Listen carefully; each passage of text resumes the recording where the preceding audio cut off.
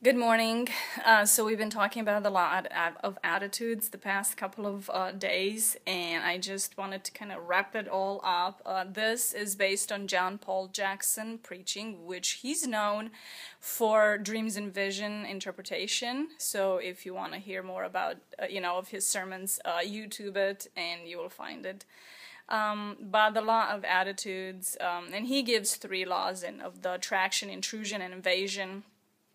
And the law of attraction is a lot of times, it has to do, if you've heard the saying, tell me who you're hanging with, or tell me who your friends are and I'll tell you who you are. And that is right on about what we attract and who we attract based on what we believe about ourselves, what we believe that we are worth, what we believe that we deserve. Law of intrusion is about, it's actually attack from someone else or circumstances. It's not invited, it's most likely not your fault, it's totally 100% would call it unfair, because it's an attack, 100% an attack against you and me and everybody on this earth. And law of invitation is something that we're actually inviting in, and you can do this through different ways. Sometimes, like if you're talking about on the spiritual realm, you're talking about Ouija boards and palm reading and things like that, and that's kind of going on that side. But you can attract things but just constantly feeling guilty about something, and then you just kind of develop of attitude of guilt, and then you make decisions based on that. And your foundation, if your foundation is guilt, that guilt is based on that guilt produces frustration and fear and anxiety and stuff like that, and the decisions that are made based on that are not going to be the ones that you really want them. So that being said, I'm just gonna wrap up that, the law of attitudes. I woke up with an attitude today, so let's give a real example. Why not? So I woke up with a real attitude today, and it was based on fear, and so it produced anxiety, and it produced anger. So I was just antsy from the beginning. I mean, ugh. And a couple of things did happen the past couple of weeks. We we didn't lose. Our cat died, Max, who's been with us since Alex was a baby, so the two of them kind of grew together. And then the fish died, and there's a raccoon in the driveway. I think somebody in the neighborhood poisoned him, and just so happened to come into our driveway and is dying in our driveway. And I don't want to go there, and I don't have a gun to, just to help him out. And I don't have the guts to go get a bat and smash him or something. I just can't do that. So, but I feel really bad. I don't like raccoons because we have chickens and they've been killing a lot of our chickens. So I don't like raccoons. I don't like the fact that they spread so many diseases either. But I also don't like to see anybody suffer either. So that being said, oh yeah, and a couple of days ago, Jade came with the news that the company he's working with, they're having financial problems again. Wow, what a shocker. So anyway, that being said, Meryl's out of work this week, and so now we're praying, God, please just put just bring a really good position for Chad, that it's strong and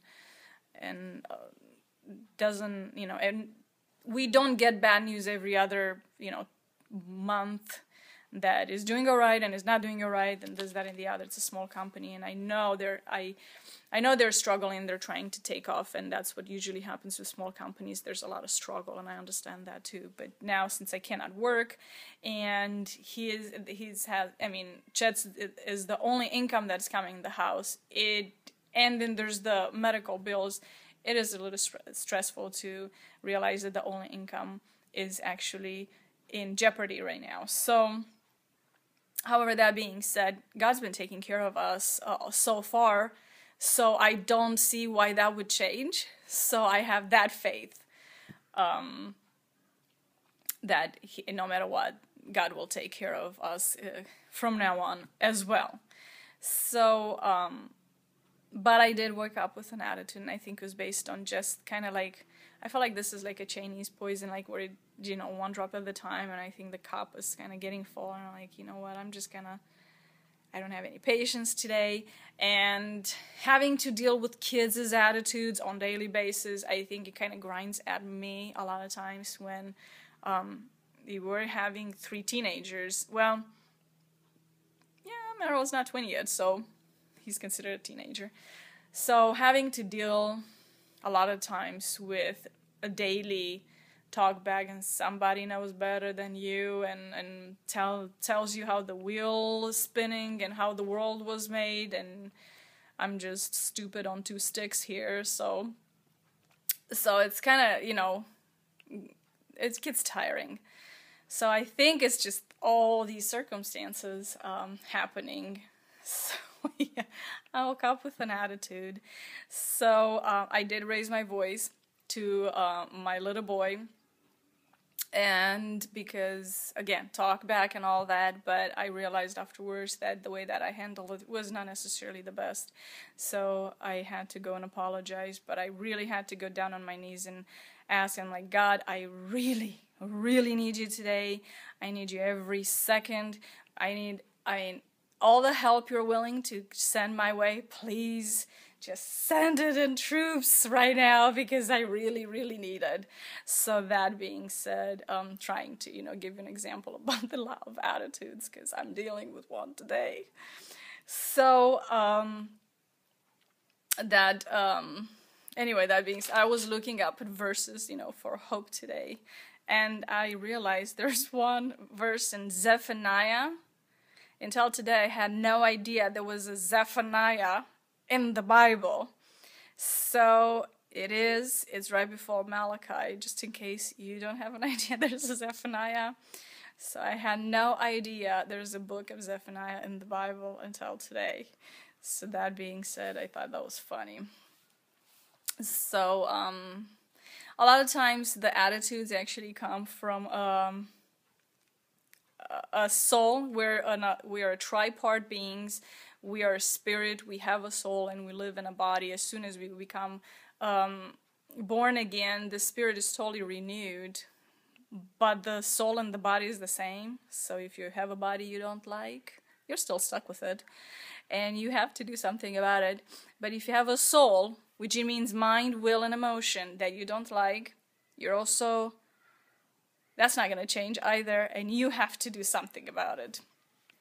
So the attitudes are directly linked with the state of your soul, the state of my soul, and the soul, a lot of times, it's actually poisoned from early on and throughout our lives. So that is something that daily we need to change, and we need to renew, and we need to totally work on it. And yeah, it's tiring some days. So anyway, I just wanted to kind of wrap it all up about the attitude stuff, and a lot of it. The way to help renew that is we have to stop an anxious mind.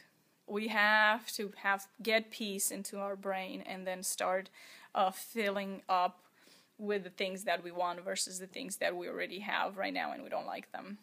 But I will leave you today with, let's see, Numbers 6:24. May the Lord bless you and protect you.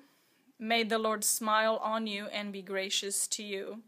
May the Lord show you his favor and give you his peace. And don't forget, the day is not finished. So far, if you're having a bad day, it's not over. Things will turn around. Have a good day. Bye.